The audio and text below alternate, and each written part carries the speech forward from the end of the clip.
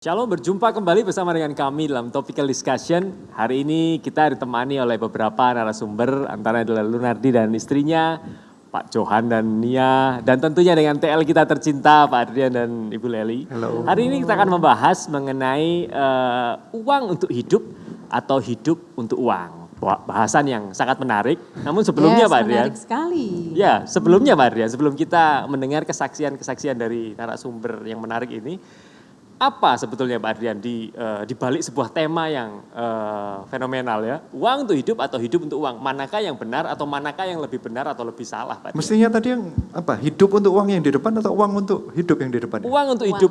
Uang untuk hidup atau hidup untuk uang. Kalau dipikir-pikir yang mana yang lebih baik dari dua itu? Yang lebih baik adalah uang untuk hidup masih baik, tetapi kalau menurut Alkitab tetap menurut saya juga enggak sempurna ya. Ya.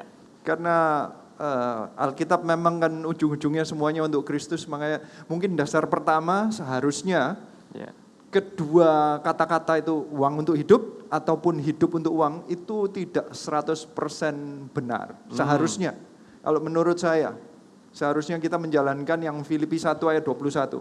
Di mana di sana dikatakan karena bagiku hidup adalah Kristus dan mati adalah keuntungan. Seharusnya bukan uang untuk hidup atau hidup untuk uang, tetapi hidup untuk Kristus. Seharusnya begitu. Jadi karena kalau uang untuk hidup ya masih uang dipakai untuk hidup, masih uang sebagai hamba. Tetapi yang lebih parah adalah hidup untuk uang. Kalau hidup untuk uang berarti uang itu sepertinya yang menjadi tuan. Jadi tuan di atas segalanya. Iya, menjadi yang sumber segalanya, motivasinya, ujung akhirnya adalah uang. Berarti dikontrol oleh uang, jadi yang posisinya di atas prioritasnya adalah uang. Nah itu yang paling salah, tetapi yang tetap yang paling baik adalah hidup adalah Kristus. Hidup adalah Kristus. Hidup untuk Kristus. Hidup adalah Kristus. Hidup untuk Kristus. Dua-duanya jauh lebih memberikan kehidupan kalau menurut saya daripada yang lain-lainnya. Karena kalau misalnya seseorang itu benar-benar hanya hidup untuk uang, akhirnya dia mencari segala asumsi atau segala usahanya, segala kreativitasnya, segala talentanya, tujuannya untuk uang. Padahal yang menciptakan semuanya ini adalah Tuhan. Kalau kita tidak melakukannya untuk Kristus, berarti ada sesuatu yang masih nggak sempurna. Jadi definisi saya sebenarnya judulnya dua-duanya nggak sempurna. Seharusnya ya hidup adalah Kristus. Hidup adalah Kristus, mati adalah keuntungan. Ya. Luar biasa sekali. Pak Adrian, kalau kita lihat ya, kalau orang yang hidup untuk uang, itu biasanya identik dengan seorang pekerja keras pastinya. Nah itu kan karakter pekerja keras itu sebetulnya kan dicari-cari orang. Kalau kita cari pegawai misalnya, kita cari yang mereka itu punya karakter, pekerja keras pastinya. Kalau cari mantu misalnya, kalau pekerja keras pasti lebih senang, ya kan, bener ya. Kalau kita cari jodoh mesti. Anda sudah mulai nyari mantu, cepat juga ya. Jadi istilahnya kalau dunia itu melihat karakter pekerja keras itu adalah karakter yang sebetulnya karakter yang ideal yang dinanti-nantikan orang. Tapi ternyata kalau kita lihat secara firman ternyata ada yang kurang. Sebetulnya apa yang kurang Pak Adrian? Bekerja keras sendiri, sifat bekerja keras itu sama sekali tidak salah, tentunya. Jadi dari definisi itu yang harus ditambahkan adalah motivasinya. Oke. Makanya tadi saya sempat nyebutkan sedikit, tetapi lebih baik ayatnya aja yang disebutkan. Motivasinya harus benar, bekerja kerasnya untuk tujuannya apa. Ayat firman Tuhan ini yang mungkin lebih menjelaskan ya di Lukas 16 ayat 13. Ini mengenai antara uang atau mamon di Alkitab dengan Kristus. Kata-katanya demikian. Seorang hamba tidak dapat mengabdi kepada dua tuan. Ayat ini mengasumsikan bahwa kita ini hidup, mau nggak mau, ada yang kita layani. Hidup kita ini diciptakan Tuhan untuk mengabdi kepada sesuatu. Tinggal pilihan kita aja mau mengabdinya kepada siapa. Ayat ini menunjukkan bahwa di zaman ini, itu yang paling gampang disembah oleh manusia adalah uang. Yes. Jadi ini kata-katanya, seorang hamba tidak dapat mengabdi kepada dua tuan. Ini terutama berbicara kepada orang Kristen sendiri. Banyak orang berkata, saya orang Kristen, tetapi ujung-ujungnya dia mengabdikan hidupnya untuk uang. Di sini dijelaskan, karena jika demikian, ia akan membenci yang seorang dan mengasihi yang lain. Berarti tidak mungkin seorang Kristen yang mengaku diri adalah hamba Kristus itu mendedikasikan hidupnya untuk uang. Kalau enggak berarti salah satu katanya, ada yang dikasihi, ada yang dibenci. Jika engkau lebih mengasihi uang berarti Anda sedang membenci Kristus. Ya. Ada kata-kata yang lain. Atau ia akan setia kepada yang seorang dan tidak mengindahkan yang lain. Kata-kata setia dan tidak mengindahkan itu ternyata dibalik. Ada orang yang berkata, aku ini setia sama Kristus. Tetapi kalau diajak untuk melayani Tuhan tidak diindahkan. Berarti sebenarnya setianya masih apa? Benar. Lebih yang diindahkan mungkin lebih prioritasnya apapun yang mendapatkan uang. Berarti lembur untuk kerja agar dapat uang. Ya. Kalau disuruh lembur untuk pelayanan, kalau nggak dapat uang, kayaknya lebih nggak diindahkan. Ya. Berarti sebenarnya kita sering menyanyikan lagu bahwa Yesus itu begitu indah. Ini kata-katanya tidak mengindahkan. Kalau kita nggak setia itu tidak mengindahkan Tuhan. Ya. So ujung-ujungnya pekerja keras baik sifatnya, karena memang Alkitab berkata, karena kalau engkau tidak bekerja jangan makan. Katanya. Ya. Benar. Berarti pekerja keras baik enggak? Iya baik. Yang kurang adalah motivasinya harus mengabdikan dirinya kepada Tuhan Yesus Kristus. Ya. Jika tidak, menurut saya bukan hanya tidak mengindahkan Tuhan, tapi bisa-bisa sampai tidak mengindahkan. Bekerja keras tapi tidak mengindahkan yang lain, bisa-bisa tidak mengindahkan pelayanan, tidak mengindahkan keluarga. Mungkin dari antara narasumber ini ada yang pernah mengalami bekerja keras tapi sampai tidak mengindahkan yang lain-lainnya, apa pernah? Mungkin dari Lunardi dulu? Iya, jadi dari saya sendiri itu awalnya tahun 2019, saya ini sudah posisi sebagai CGL. Terus ada satu pekerjaan, dan satu pekerjaan itu yang pada saat saya menjalani pekerjaan itu, saya ya melakukan yang terbaik ya dalam pekerjaan itu, ada satu angan-angan.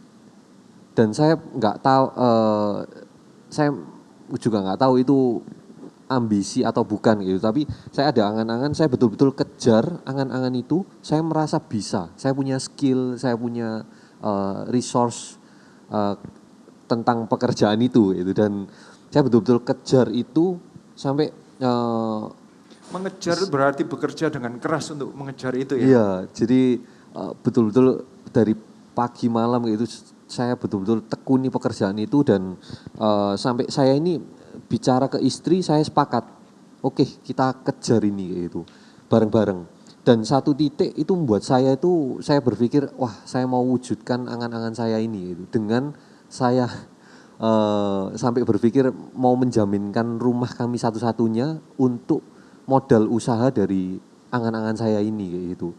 Dan sebentar, maksudnya Anda memberikan aset Anda yang terbesar yang Anda miliki, iya. hanya dengan tujuan untuk mendapatkan mimpi ini ya? Mimpi ini, seperti itu. Mimpinya adalah membangun satu perusahaan yang Anda sedang jalani ini? Iya, membangun satu pabrik yang saya sedang geluti itu. Nah, terus akhirnya di satu titik itu saya diskusi sama istri, ada ketidakcocokan kayak gitu. Jadi istri saya ini sempat, jangan pinjam bank seperti itu, jangan pinjam bank dengan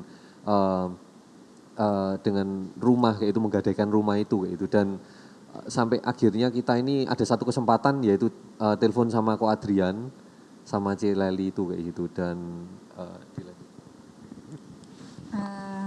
jadi waktu itu kita sama-sama pengen ya punya usaha sendiri. Terus saya juga mendukung kayak gitu. Cuma saya nggak setuju dengan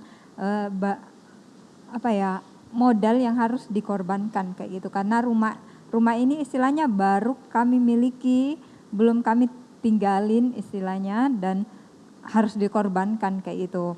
Dan karena tidak ada kesepakatan itu, makanya kami berpikir untuk menelpon Ko Adrian saat itu. Dan akhirnya kan kami memutuskan telepon Ko Adrian malam-malam. Nah, di dalam waktu itu saya melontarkan dua alasan kenapa saya mendukung ambisi suami saya.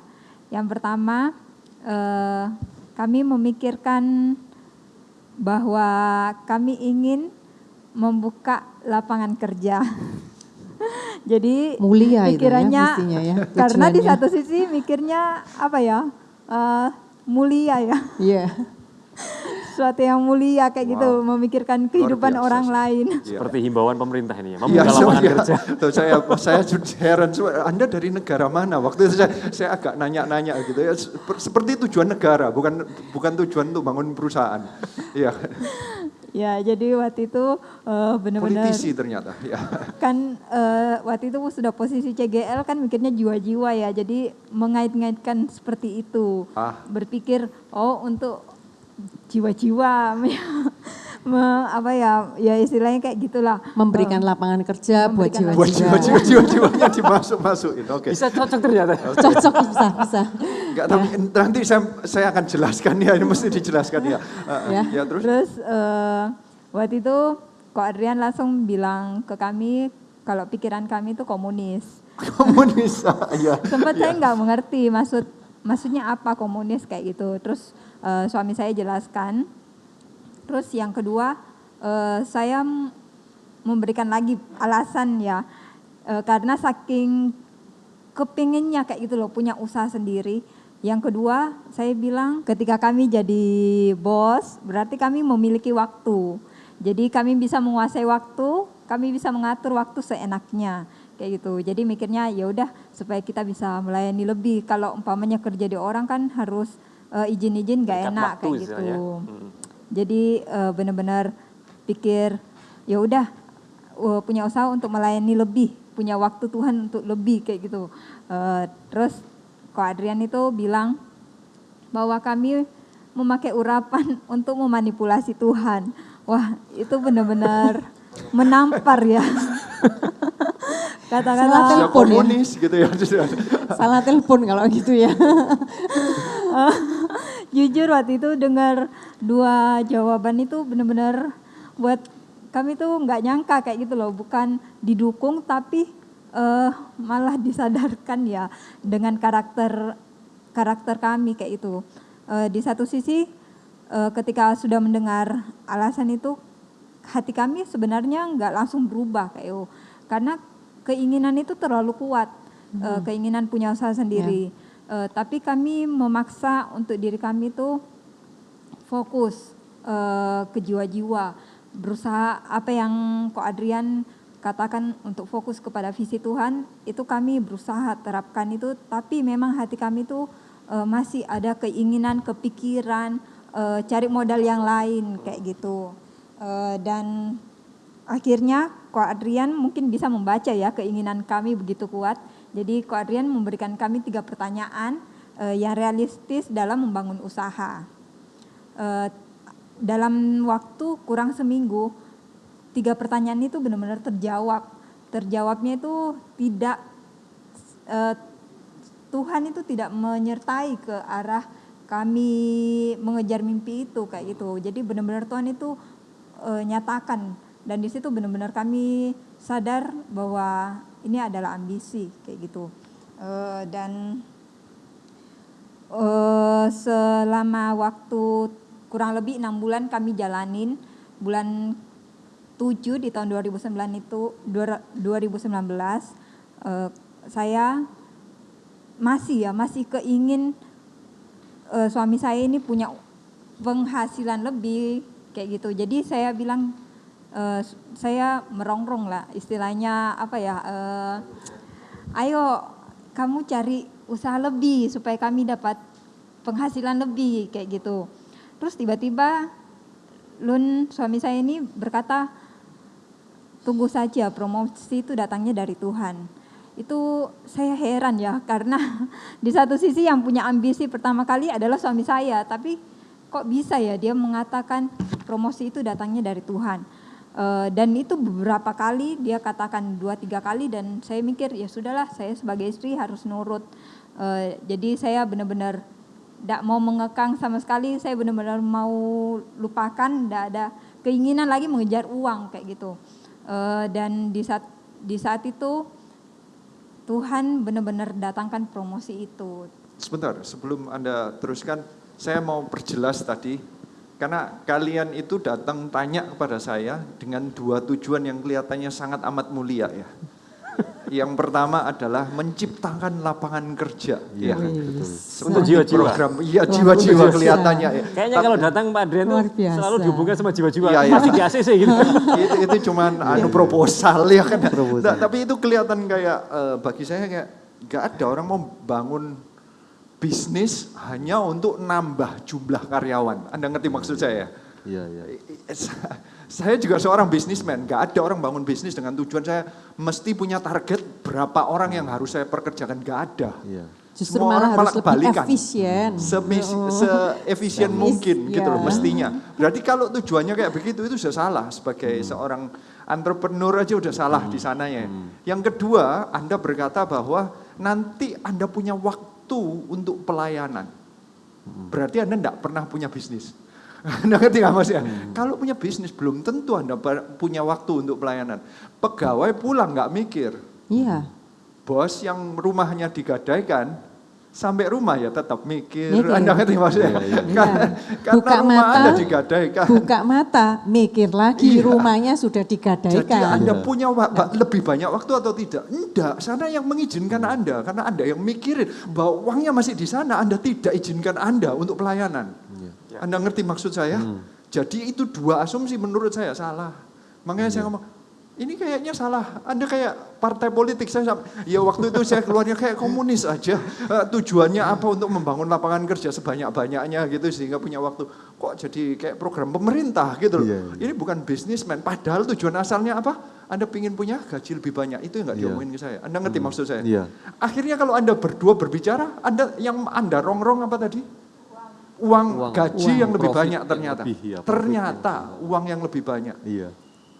Tapi waktu ngomong ke saya ngomongnya apa? Ya kan, ngerti Iya. gak Mas? Untuk mengurangi pengangguran apa dan Iya, lain iya, sebagainya. kayak pengangguran, kayak dihubung-hubungkan kayak Iya. jiwa-jiwa. Makanya ujung-ujungnya saya kayak, kamu hubungin jiwa-jiwa dengan bisnismu. Kok kayak manipulasi, ngerti gak? Kayak, kok dimanipulasi? Emangnya terus Tuhan waktu denger, kalau saya masih bisa dimanipulasi ya. Kalau Tuhan dengerin itu, kira-kira Tuhan dengernya sambil ketawa enggak? Gitu loh maksudnya. Proposal ini kira-kira dan gini pertanyaan saya, uang itu untuk tujuannya untuk dapetin apa? Rumah. Anda sudah punya rumah enggak? Iya. Punya. Terus digadein. Loh, ya jadi saya berarti Anda yang punya rumah ini kurang besar, kurang indah. Pokoknya ada sesuatu yang kurang deh. Iya.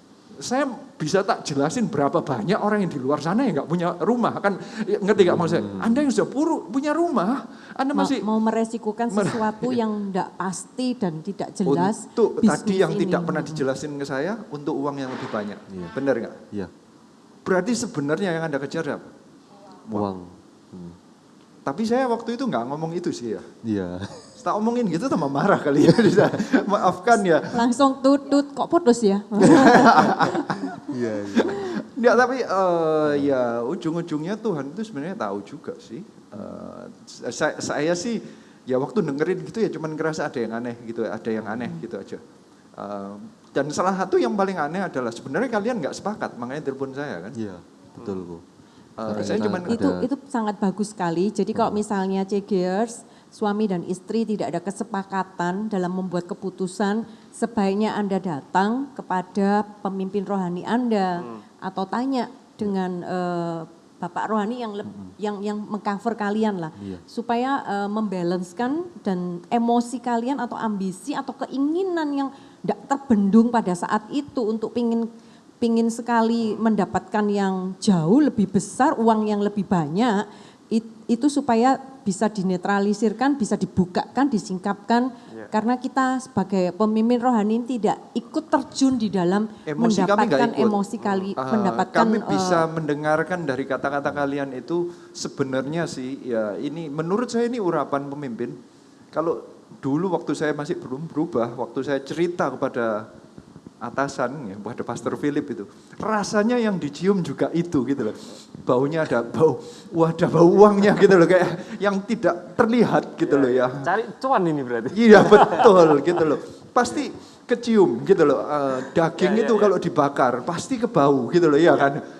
Ternyata ada kedagingannya ujung-ujungnya uang, dan itu waktu kalian ngomong gitu jelasin itu mau nggak mau kedengaran ada bau uangnya.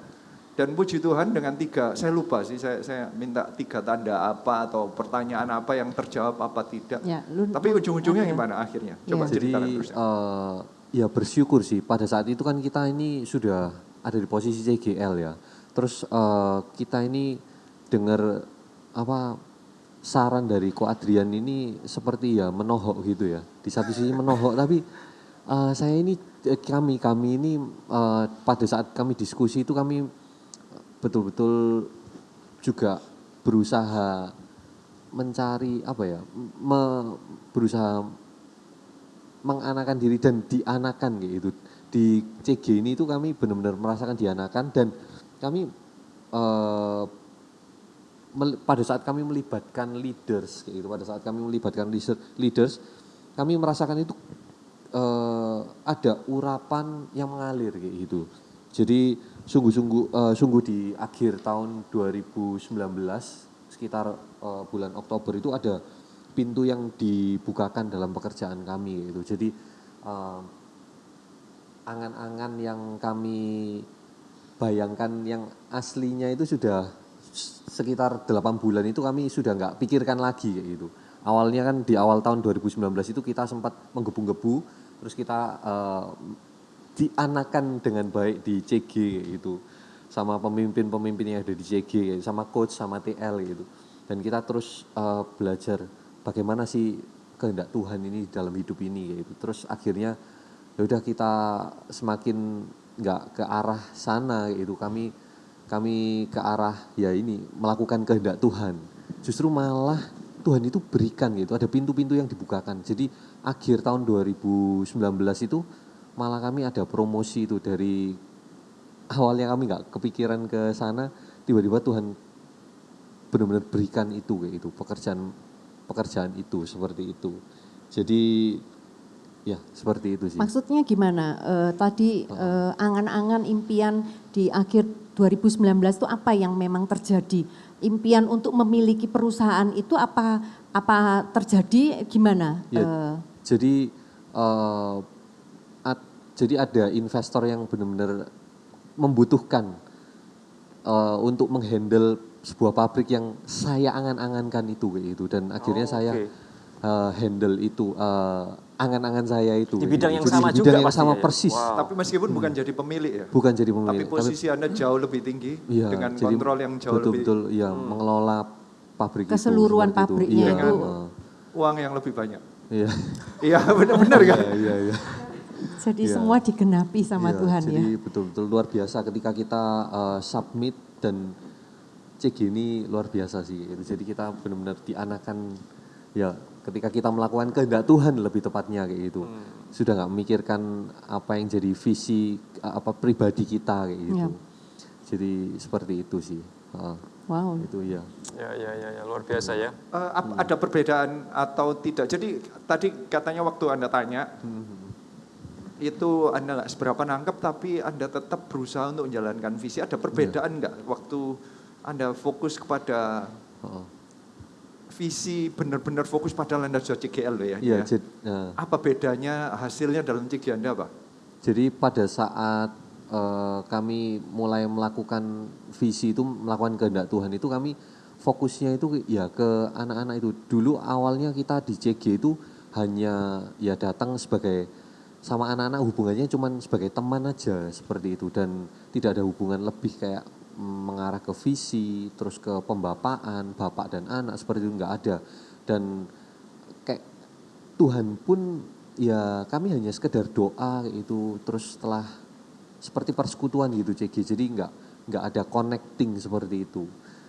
Jadi akhirnya pada saat kami memutuskan untuk benar-benar melakukan kehendak Tuhan, melakukan visi itu menjadi anak visi, kami betul-betul membawa Tuhan itu masuk lebih dalam lagi dalam CG kami. Yang dulu awalnya CG kami itu 12-15 orang itu. Sekarang kami ada di angka 35, bukan kesombongan ya, tapi benar-benar pertumbuhan itu datangnya dari Tuhan. Ketika kami membawa Tuhan masuk itu di dalam sekitar CG. berapa bulan? 1 tahun? Sekitar Naik jadi, dari 12 iya, sampai ke 35 ini? 6 bulan? Iya 8 bulan. 6-8 bulan? 6-8 bulan seperti itu. Ya, itu puji Tuhan Itu sih. Anda tidak memanipulasi urapan lagi, Ya, menjalankan urapan. Iya betul. Ya. Jadi benar-benar kami membawa, jadi ketika ada masalah pun di CG kami bukan malah menyelesaikan dengan pikiran kami sendiri, gimana cara menyelesaikan, telepon kanan, telepon kiri, bukan. Tapi kami berdoa, terus membuka firman, membaca firman, mengajak anak-anak di CG ini, kita ujung-ujungnya ke firman saja kayak gitu. Kita bawa Tuhan benar-benar masuk dalam hidup kita kayak gitu. Jadi akhirnya nggak fokus ke masalah itu, kita bawa ke firman Tuhan. Jadi benar-benar ada pertumbuhan dari sana gitu, yang dari Tuhan, yang datangnya dari Tuhan. Yang ternyata jiwa-jiwa itu adalah itu, bukan jiwa-jiwa itu artinya bukan menciptakan lapangan kerja, bukan buat mereka, tetapi jiwa-jiwa itu didekatkan kepada Tuhan Yesus Kristus. Supaya jelas, soalnya kalau ada yang punya pengertian bahwa kalau Anda bangun CG berarti Anda harus nyiapin pekerjaannya sekalian. No, biarkan Tuhan yang menjadi Tuhan mereka. Kalian bukan majikan mereka yang menyiapkan lapangan pekerjaan buat mereka, tetapi kalian adalah Bapa rohani yang mengarahkan mereka kepada Tuhan. Dan saya percaya dari sana urapannya jalan dan akhirnya tumbuhlah dari 12 ke 35. Dari sana urapannya baru berjalan. Dan side efeknya Anda dipromosikan, benar ya? Yes. Tanpa menggadaikan rumah, Anda mengerjakan yang Anda sangat passionate about. Tuhan tidak pernah melupakan passion kalian, tetap Tuhan anggap. Kerja keras kalian tetap ada hasilnya. Iya, uang yang diminta dan dirindukan ternyata lebih Kalian dengan rumah dapatkan yang juga. ada sekarang tanpa risiko, benar ya? Iya betul Bu. Dan Anda lebih punya banyak waktu kalau nggak salah. Iya, jadi justru malah kami ini ada hubungan keluarga kami juga dipulihkan seperti itu. Jadi kami setiap malam bisa saat teduh bersama gitu, dan ya sudah tidak disuruh cari pekerjaan lagi berarti, cari tambahan lagi. Dirongrong lagi. Tadi kata-katanya dirongrong soalnya ya. Ya luar biasa sekali ya. Yang jadi garis bawahnya itu jangan memanipulasi urapan untuk keuntungan sendiri ya. Kelihatannya baik dan memang kata-katanya baik. Gini loh, saya ini tidak menolak orang yang punya ambisi untuk menjadi lebih baik, itu bukan. Tapi kan kelihatan tadi saya coba jelaskan supaya nangkap ya bahwa di balik semua yang kelihatannya indah itu sebenarnya ujung-ujungnya cuma mau punya uang lebih banyak. Ya. Dan waktu manipulasi adalah menaruh kata-kata yang indah-indah kayak jiwa-jiwa atau apa itu hanya untuk kelihatannya baik, doa kepada Tuhannya. Loh itu bukan kepada saya sebenarnya, kepada Tuhannya itu. Tuhan, aku ini rindu untuk ini agar saya punya profit lebih banyak untuk memberkati gereja. Kelihatannya baik, ujung-ujungnya sebenarnya pingin profitnya. Manusia mungkin mendengarkannya baik, tapi ini masalah hati. Makanya bedanya dari sini, keinginan untuk punya uangnya benar, tapi begitu dibetulkan hatinya mengarah kepada benar-benar kepada jiwa-jiwa, Tuhan loh tetap memberikan apa yang menjadi keinginan tetap bisa dinikmati. Luar biasa sekali ya. Wah, keren sekali. Kita juga pengen dengar ini dari Johan sama Nia ini. Wah, ini ada kesaksian apa ini dari Johan sama Nia ini? Ya, kalau dari saya, dulunya tuh saya tuh benar-benar hidup tuh untuk uang.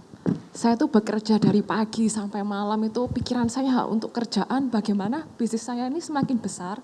Dan uang yang saya hasilkan itu nggak salah sebenarnya nggak salah ya.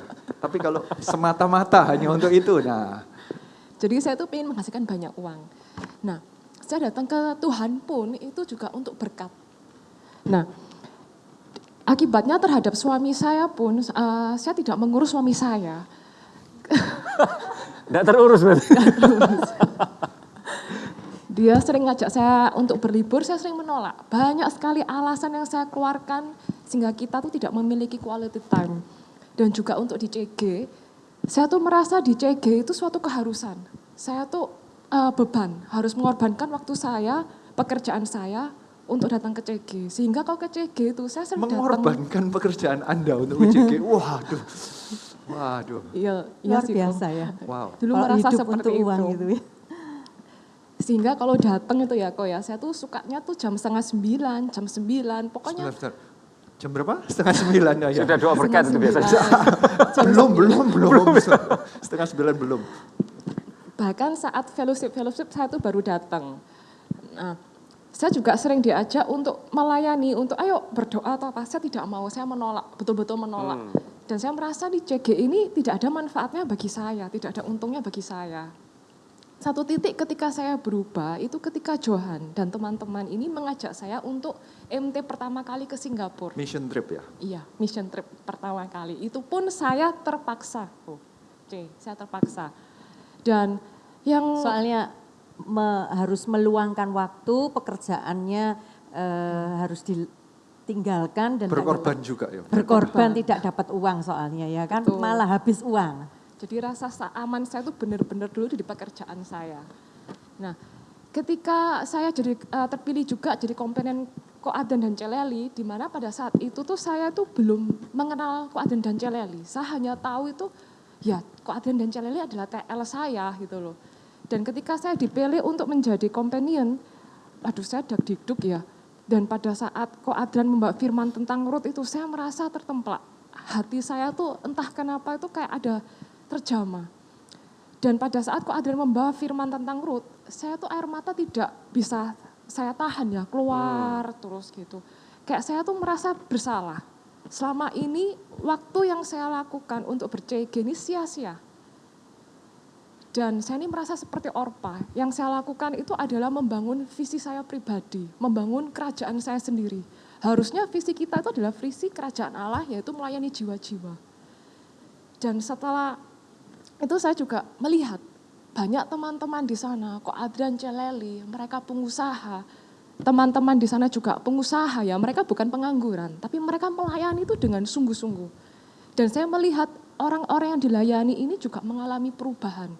Itu yang membuat hati saya, wow, ini sangat-sangat luar biasa. Bagi saya seorang yang pengusaha yang juga memain logika, ini kok bisa ya mereka mau seperti itunya gitu loh. Dan murni gitu loh, sampai melayani itu nggak lihat-lihat waktu. Melayani itu sampai subuh-subuh juga dilayani. Itu yang membuat saya tuh berkomitmen dengan suami, saya bilang, ayo udah waktunya ini, saya ini berubah. Nggak bisa saya ini seperti ini terus. Saya fokus saya ini selama ini tuh salah, hanya uang dan uang yang saya kejar.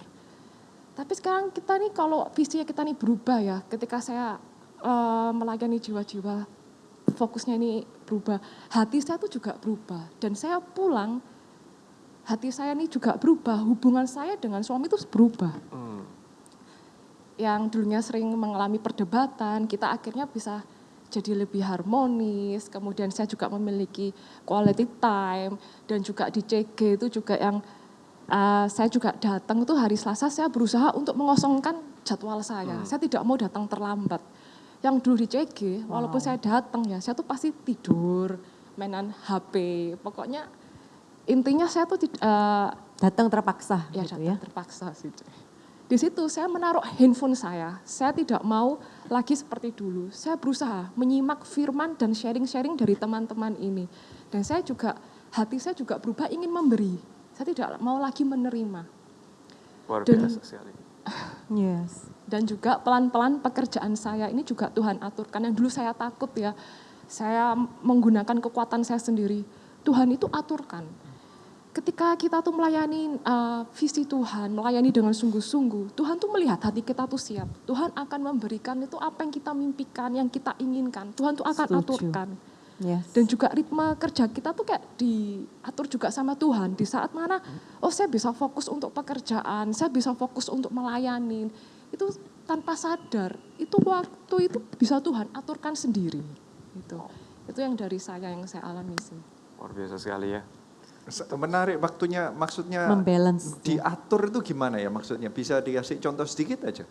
Diatur masuk gini, dulu kan saya tuh kan merasa pekerjaan saya tuh kalau hari Selasa, saya itu nggak mau ber-CG. Saya kalau ada orang mau, kita diajak oleh CGL saya tuh sampai, ayo kita waktu yang mau follow up orang atau apa, saya tidak mau. Tiba-tiba waktu tuh kayak pekerjaan saya misalnya saya ada masalah atau apa ya, kayak diatur gitu loh kok. Jadi ada saatnya jam-jam hari-hari tertentu, entah kenapa permasalahan itu bisa selesai. di hari waktu tertentu. Oh waktunya kita nih bisa melayani di sini. Jadi saya bisa Jadi ikut problem yang selama ini mungkin harus diselesaikan dengan waktu yang lebih lama bisa diperpendek. Betul. Gitu ya.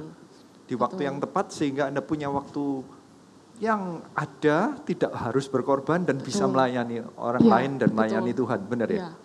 Dulu saya kayak security sih kok. Seperti security. Oke. Di pekerjaan saya. Padahal posisinya jauh lebih tinggi dari security ya. Ini salah satunya pemilik juga, tapi kalau Anda bayangin kalau pemilik punya banyak waktu, ternyata ya enggak itu.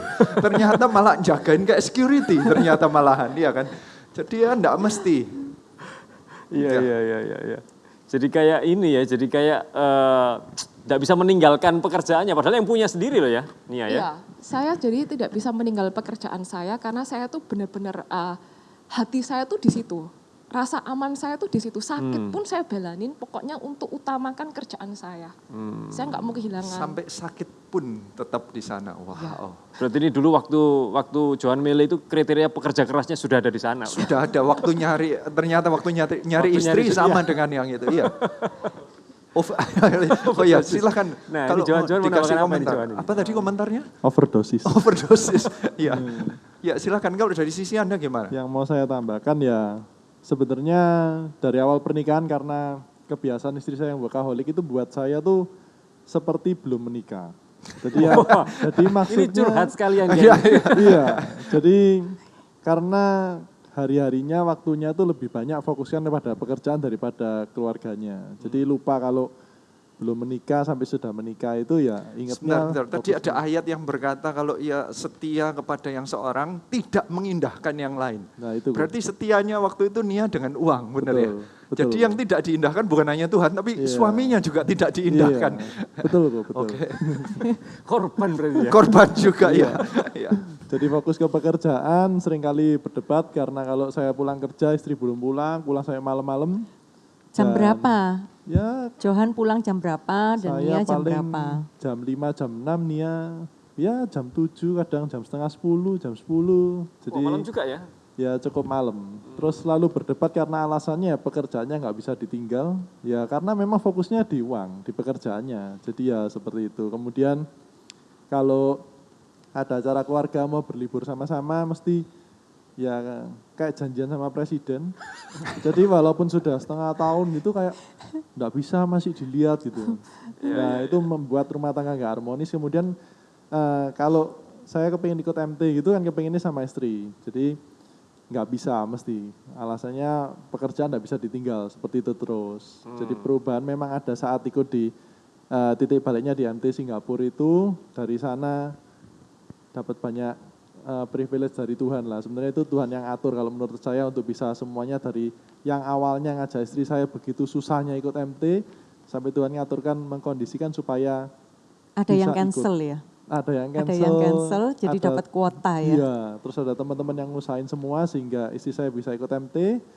Sampai pulang dari MT itu baru banyak perubahan gitu. Karena saat di MT itu sharing-sharing banyak sama Kuadran Jeleli. Dari sana istri saya pulang kok ada komitmen untuk kepengen ikut MT, pengen melayani lebih lagi. Terus kalau di bulan keluarga lebih ya mau mengusahakan waktunya untuk ya bisa di-manage supaya kapan waktunya untuk berlibur sama keluarga. Apa John yang menyebabkan kamu ini enggak istilahnya terus kayak nguber Nia untuk ya, bisa ikut MT lah untuk apa, kenapa kamu ini istilahnya gitu apa kamu putus asa untuk menasihati Nia gitu ya. Aku ini sudah enggak diurusi terus gini sampai istilahnya kok bisa enggak menyerah gitu, sampai akhirnya dapat waktu untuk bisa akhirnya momen. Saya menjamani sih pada saat mereka masih di zaman itu ada curhatan dari Johan benar-benar stres karena dia sama kayak saya ini jomblo kok, pulang kerja istri tidak ada di rumah dan pada saat setengah 10 jam 10 istri pulang ya sudah selesai ketemuan sebentar sudah langsung tidur gitu. Jadi benar-benar tidak ada komunikasi, mencurhatkan segala kesetresan. Uang, kalau hidup itu untuk uang bisa sampai merusak hubungan suami istri sampai sedemikian rupa ya. Iya betul. Kok bisa John, kok bisa? Kalau tanya soal memperjuangkan sebenarnya waktu cerita sedikit tentang MT Singapura titik baliknya tuh istri saya tuh saya kepengen ikut. Kemudian istri saya kan saya sudah sering kali dijawabin tidak bisa meninggalkan pekerjaannya. Jadi saya waktu ingat sekali ada salah satu CGL Daniel itu beberapa hari sekali itu memfollow up saya untuk ayo ikut MT Singapura. Tapi saya selalu bilang nggak bisa, istriku ini pasti nggak bisa ninggal kerjaannya. Dan juga sudahlah, MT Singapura ini sudah tinggal seminggu 2 minggu lagi. Kuota udah nggak mungkin ada, sudah gak usah mikir ikut MT lah gituin. Tapi Tuhan itu baik, saya memang ada kepinginan dalam hati, terus ada Daniel CGL yang mengusahakan juga sampai suatu saat hari Sabtu kita bisa pergi makan sama-sama. Kemudian ada juga salah satu coach Tommy. Di sana kita sharing bahwa ya kalau ditanya kepengen, aku kepengen ikut. Saya bilang gitu, kepengen ikut. Tapi kepengen juga sama istri. Tapi gimana caranya? Nggak mau istriku gitu. Loh, caranya gimana ya? Mesti sama-sama dikumpulin sama-sama yang lain, CGL yang lain atau coach atau teman-teman CG diserbu sama-sama untuk supaya sungkan istri saya ini menolak. Nah sampai suatu saat ada acara yang mana bisa membuat saya sama istri ini untuk diundang sama-sama di sana dengan CGL yang lain, coach dengan CGL yang lain, kemudian di sana ya sudah diaturkan supaya Nia itu diserbu di sana. Diserbu, gitu. wow. Iya, ya itu saat di sana. Nah, pertanyaannya kenapa kok Anda mau sampai mengusahakan sampai Ya, minta nggak tolong give up orang gitu lain? loh, nggak give up. Iya, kenapa kamu nggak give up Pengen gitu? melayani sama-sama. Cukup Pingin lama melayani karena bersama-sama. cukup lama. Cuman ya Ceritanya Johan waktu curhat ke saya Karena pingin sampai melayani dengan bersama-sama. cukup lama itu kurun waktunya. Iya, ya wis memang kepengin cukup lama kepengin main sama-sama cuman enggak pernah bisa, dan saya waktu MT Singapura sebenarnya sudah berpikir sudah enggak mungkin itu loh. Tapi enggak tahu mungkin Tuhan ya baik disetkan sampai bisa acara itu sampai bisa untuk Nia akhirnya mau ikut. Atau Jadi- mungkin terlalu lama enggak diurus juga loh. Iya. Jadi harus gimana supaya diurus aku ini. Jadi para suami kalau ataupun para istri Anda salah satu ada yang belum mengerjakan visi Tuhan, jangan give up. Untuk terus membawa pasanganmu itu mendekat kepada Tuhan. Jangan pernah putus asa, jangan pernah menyerah. Karena ada waktunya Tuhan akan mengubahkan pasanganmu. Amin. Ya. Jadi luar biasa. setelah Anda makin jalankan visi atau Anda nangkep visi, apakah bisnis Anda berkurang? Tidak sama sekali sih kok, malah gini, dulu kalau saya mengandalkan kekuatan sendiri ya, saya kerja dengan pagi sampai malam, dapatnya begitu-begitu aja. Tapi kalau begitu kita berjalan dengan visi, kita tanpa sadar, kerjaan saya ya, saya jalan ya tapi nggak mengoyoh seperti dulu. Tapi Tuhan itu gandakan sendiri, tanpa saya tuh sadar, baru akhir-akhir saya sadar, oh saya sudah sampai sini ya gitu loh. Oh ternyata malah ada kenaikan malahan. Iya. Dengan kelihatannya mengorbankan waktu untuk pelayanan, ternyata tidak berkorban ya. Iya, Tuhan sih, saya percaya Tuhan tidak pernah berhutang. Saya percaya urapan yang sama yang terjadi pada Anda juga, terjadi pada mereka juga. Bukan hanya bisnisnya tidak menurun, tapi malah meningkat. Yes. Bukan hanya itu, suaminya diindahkan, benar ya? Iya kan, sudah diurus sekarang ya. Iya, begitu. Sudah pernah libur bareng, sudah Sering pelayanan sudah, bareng. sekarang sering honeymoon. Sekarang lebih sering kok, soalnya lebih nggak ruwet kalau diajak. Oh gitu ya. Iya. Seperti ada kemiripan Mbak Dian ya, dari cerita kesaksian kedua pasangan ini. Ketika cinta akan uang itu jadi dibenarkan, dipulihkan, jadi istilahnya sikap hatinya benar, sepertinya itu hubungan mereka juga dipulihkan, hubungan dalam keluarga. Sebetulnya apa yang terjadi ketika seseorang itu cinta akan uang? Apa yang terjadi sehingga hidupnya itu terhadap beberapa fungsi dalam keluarganya, dalam hal-hal yang lain itu seperti tidak maksimal? Saya kasih ayatnya aja untuk, dari dulu Alkitab sudah menyebutkannya, tapi mungkin banyak yang kelewatan ayat ini. Kata-katanya adalah di 1 Timotius 6 ayat 9 yang berkata demikian. Tetapi mereka yang ingin kaya terjatuh ke dalam pencobaan, ke dalam jerat, ke dalam berbagai-bagai nafsu. Jadi nafsunya enggak satu, nafsunya nafsu kerja lah, nafsu sampai mau menggadaikan rumah. Memiliki perusahaan. Ya kelihatannya berbagai-bagai, ditutup-tutupin, itu namanya jerat.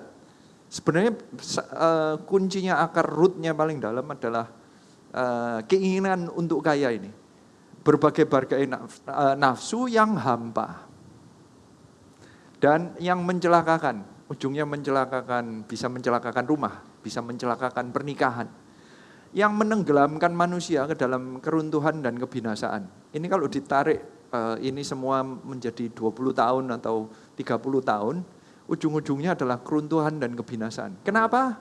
Karena seharusnya, tadi balik yang pertama, seharusnya kita ini menjadi hambanya Tuhan, bukan hambanya uang.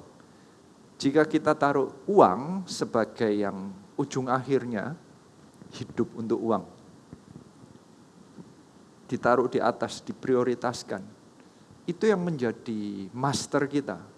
And uang adalah very very bad master. Atau tuan yang sangat jelek. Akan dipakai oleh iblis. Uang sih enggak hidup ya. Tetapi uang akan dipakai oleh iblis untuk menjalankan agendanya iblis, rencananya iblis. Yaitu yang direncanakan adalah kebangkrutan misalnya. Atau kehancuran rumah tangga misalnya. Itu ujung-ujungnya yang happy kalau terjadi itu siapa? Iblis. Yes. Berarti seharusnya bagaimana kita? Seharusnya kita melakukan yang sering sekali disebutkan di Matius 6 ayat 33. Seharusnya kita tidak boleh hidup untuk uang, tapi kita harus hidup untuk Kristus kan? Hidup adalah Kristus. Bagaimana caranya? Carilah dahulu, ayatnya adalah, tetapi carilah dahulu kerajaan Allah dan kebenarannya, maka semuanya itu akan ditambahkan kepadamu. Uang, karier, pekerjaan, itu harus ditaruh di semuanya. Prioritasnya harus jelas. Kita mencari dahulu kerajaan Allah. Ya. Karena kalau kita mencarinya adalah uang, ya itu yang Anda kerjakan. Betul. Yaitu yang Anda inginkan, Anda rindukan, mencari uang. Berarti kerajaan Allah itu nomor 2. Alkitab berkata nggak bisa, salah satu harus kalah. Berarti waktu Anda mencari uang, pasti Anda nggak cari Tuhan. Pasti Anda tidak mengasihi Tuhan. Pasti Anda tidak mengindahkan Tuhan.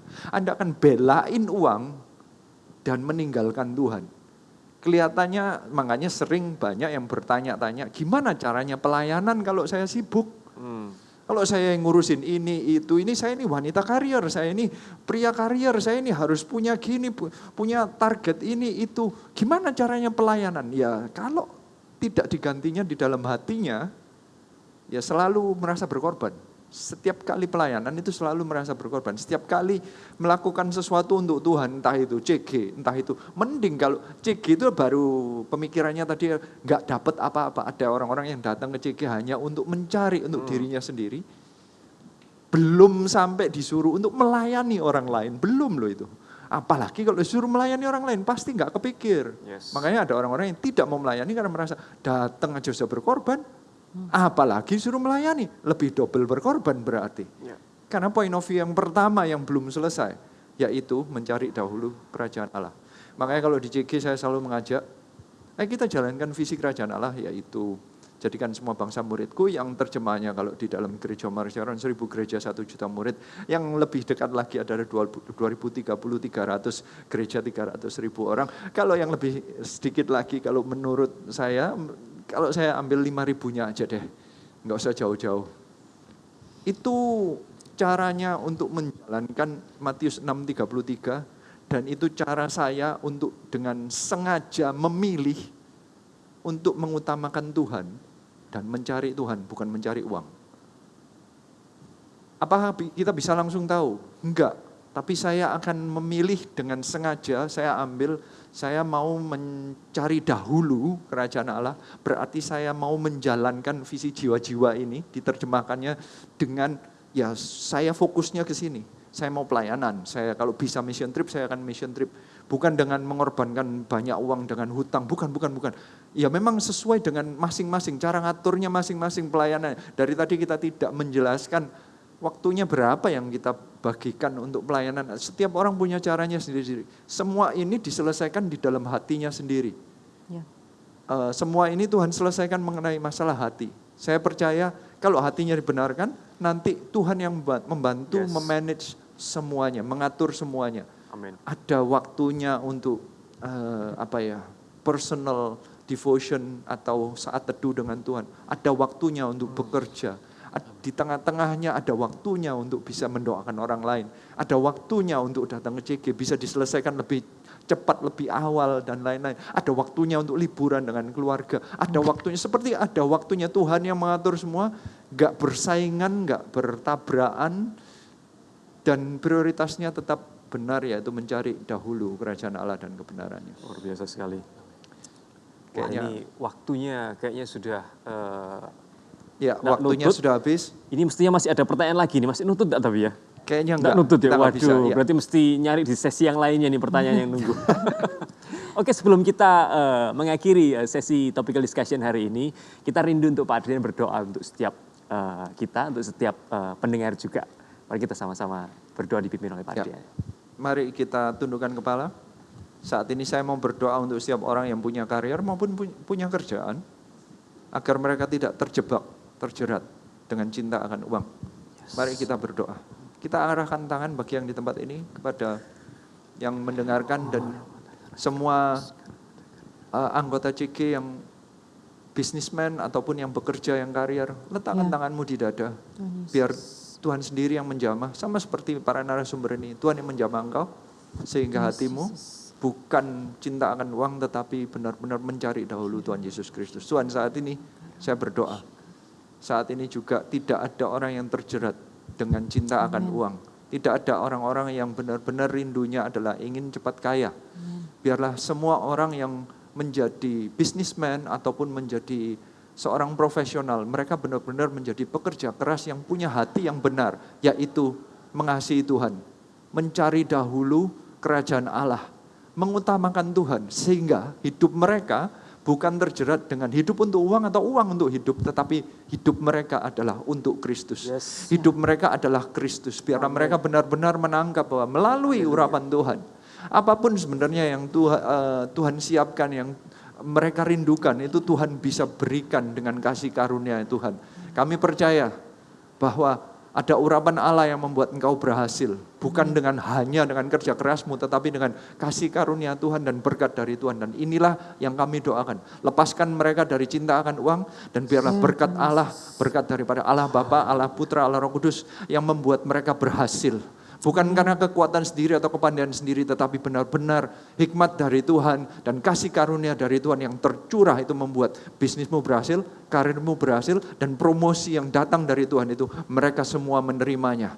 Terima kasih Tuhan, kami percaya urapan Allah itu terjadi kepada setiap orang yang mengasihi Tuhan dan mendahulukan Tuhan. Dan biarlah itu yang terjadi atas setiap kita. Hanya di dalam nama Tuhan Yesus Kristus. Semua yang percaya katakan, amin. Ya. Sampai berjumpa kembali dalam topical discussion berikutnya dengan bahasan-bahasan yang tidak kalah menariknya. Di ujung acara selalu, we love you 5,000. God bless you. God bless you.